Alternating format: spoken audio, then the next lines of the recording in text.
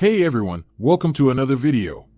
Today we're going to talk about issue number 6 of X-Force, written by Jeffrey Thorne, but before we dive into the story, I want to ask you a favor. If you enjoyed this video, please leave a like and a comment to help the channel grow.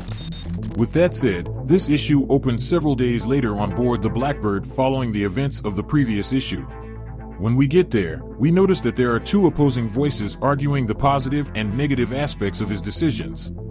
Now the first of the two voices tells Forge that it's not like him to brood, even though grief is natural and necessary. While the other voice tells Forge to knuckle up because Sage has been gone for nearly a month and good riddance to her. And then it went on to say the kid Nori is now dust, which is sad. But even without her, 13 days prior his machine was able to put down a Lemurian demon in the Marina Trench just fine. And then it continued to say, the Numidians owed him more than they could ever pay back, because 9 days ago they had been able to stop an invasion in Numidia. Now this was enough for the first voice, which was revealed to be the voice of Storm, because she tells her counterpart that she talks about X-Force as if they were pieces to a game. To which the second negative voice replied by saying, what else are they? Following that, Storm stated that they are people and they are their friends. Now this prompts Raven to reply by saying, they're just moving parts and gears to the machine, and the machine is the point and the way to accomplish the mission. If a cog breaks, one just has to make a new one, because a good leader keeps the operation going like Forge did 3 days ago in Tibet, when a massive object threatened to end it all. And on that day Rachel used a large amount of energy to slow down the object's descent just long enough for Betsy to pour a lot of her psionic power into Tank's harness, before launching him like a bullet into the object with all cylinders firing. Because from Raven's perspective, the cogs do not matter.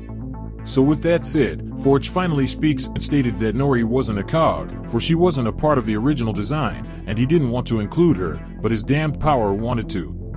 Now this led him to state that he doesn't know who's driving between the analog and himself. And because of that, Forge then asked if Sage was right about him. Is he really that much of an asshole to let that kid die?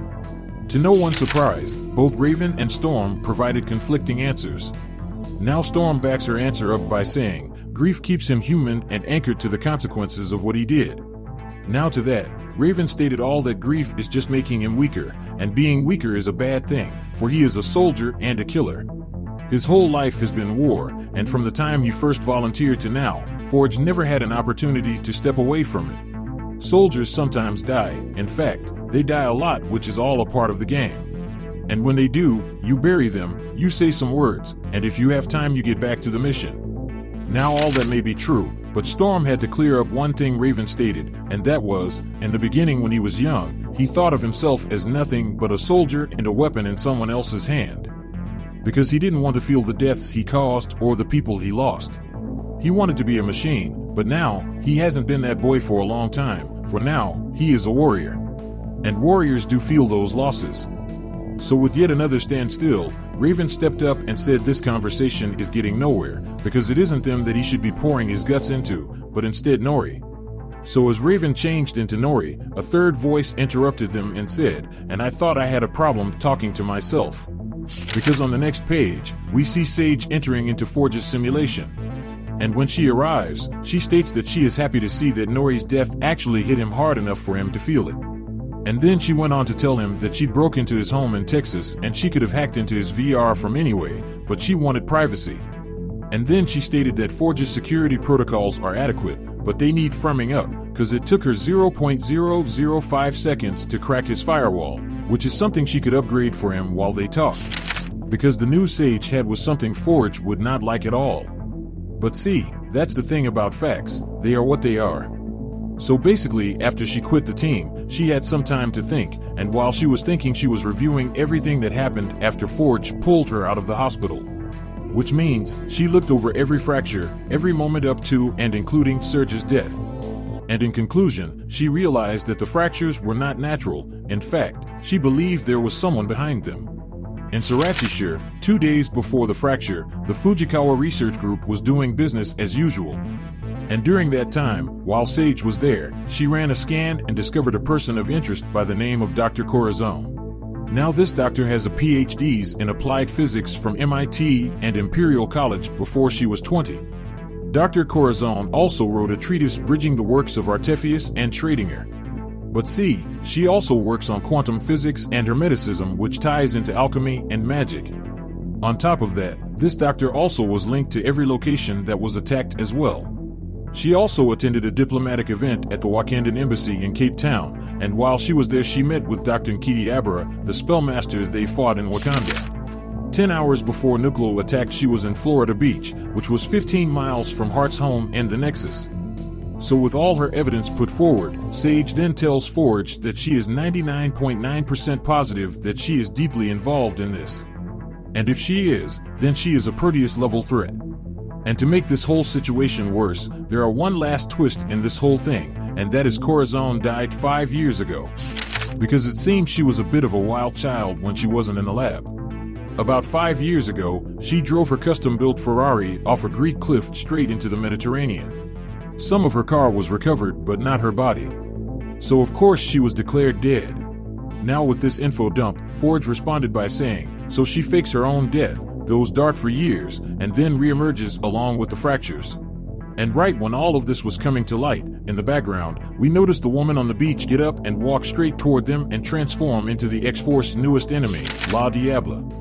And as she stood over our heroes, she proceeded to cast a spell upon the hardware while Forge and Sage were still within, and in a power move, La Diabla took hold of Forge's digital assistants and turned them to her side.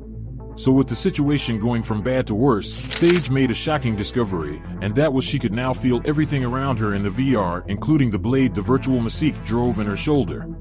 So with pain now a reality in this digital world, Forge was forced to face off against Storm. So as he dodged and maneuvered around the lightning strikes, Sage came up with an idea to purge her opponent from the system using good old-fashioned code.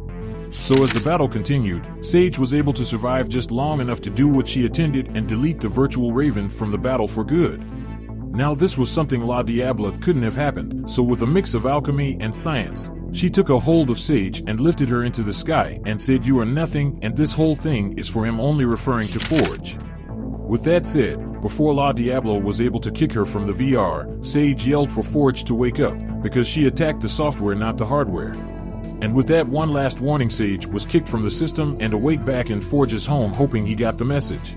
As Forge stood alone, La Diabla asked Forge why he wasn't fighting back and if the presence of Storm was part of his inaction.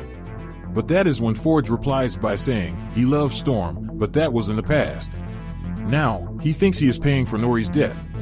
Physical pain is an easier lift, guilt is a software problem, and Forge was always good with hardware. And then Forge goes on to say that he can't purge her from the system as Sage did, but Forge built the machine they are in. So, after a little manipulation of the hardware, Forge started to slowly shut down the VR hub components because the code could not exist without a house to live in. And if the code is gone, then that would mean she would be gone as well. So with La Diabla's defeat, she tells him well played and maybe a mysterious someone was right about him, and then she finishes her statement by saying, but the game isn't over yet. And with those words the system powered down and Forge was victorious. Following that on the last page, Forge comes to, just to be confronted by yet another problem in the form of Rachel and Betsy acting strange, and with that said this issue of X-Force comes to an end. Now down in the comment section below let me know your thoughts about this issue and what predictions you could have moving forward. So with that established, I hope you enjoyed this video and please don't forget to leave a like and a comment if you want to see more videos like this. Thank you for watching, and I'll see you in the next video.